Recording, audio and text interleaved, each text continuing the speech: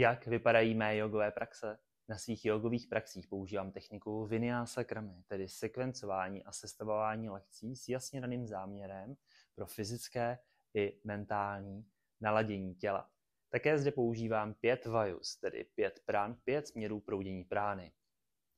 První z nich je prána. Prána vaju směřuje od hlavy směrem dolů k pupíku.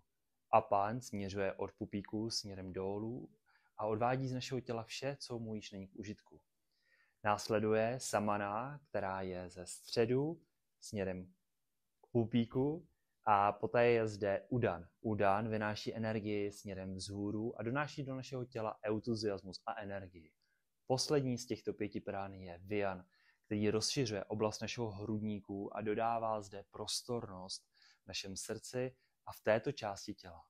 A právě díky těmto technikám může být jogová praxe více nežli pouhé protažení na podložce. Může být více nežli pouhé zvedání rukou a nohou. Díky těmto technikám můžete najít cestu sami k sobě.